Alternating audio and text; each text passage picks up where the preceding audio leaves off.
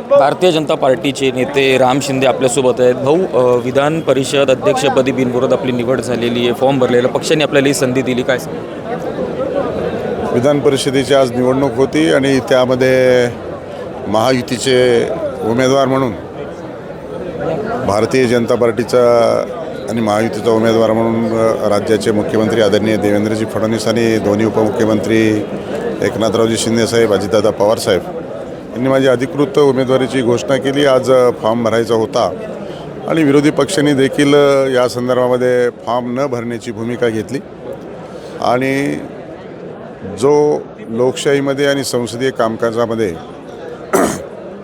महाराष्ट्राच्या जनतेला संदेश द्यायचा होता तो देण्याचा प्रयत्न त्यांनी केला आणि नानाभाऊ पटोले यांनी त्या संदर्भामध्ये भूमिका घेतली. त्यांचं देखील मी विरोधी पक्षाचं आभार मानतो.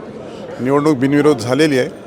आता औपचारिकता बाकी आहे. महामहिम राज्यपालांचा जो संदेश आहे निवडणुकीच्या संदर्भामध्ये उद्या अधिकृतरित्या त्याची घोषणा होईल उद्या 12 वाजता आणि निवडणुकीची प्रक्रिया संपेल. निश्चितच या पदाला न्याय देण्याच्या संदर्भामध्ये माझ्यावर जी नेतृत्वाने आणि पक्षाने जबाबदारी टाकली ती जबाबदारी मी अतिशय चांगल्या पद्धतीने पार पाडील आणि न्याय देण्याची भूमिका ही असेल.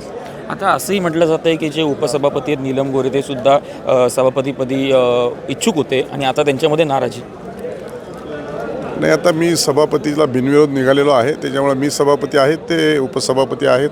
शेवटी दोघांनीही सभागृहाचं कामकाज चालवायचं आहे आणि ती विधिमंडळातील सिस्टीम आहे. त्या सिस्टीमच्याद्वारे आता जे काही आपण सांगता आहेत ते काही माझ्याशी तो विषय नाही आहे किंवा डिस्कसही नाही. नेतृत्वाने त्या संदर्भामध्ये सविस्तर तपशीलवार चर्चा केली असताना त्याचमुळे या निर्णयापर्यंत आले आणि माझी उमेदवारी जाहीर केली आणि आज ती बिनविरोध झालेली आहे. खूप खूप धन्यवाद. हे होते आपल्यासोबत राम शिंदे, व्हिडिओ जर्नलिस्ट. सम्राट गोटेकर सोबत धवल गुलाब, देशोन्नती, नागपूर.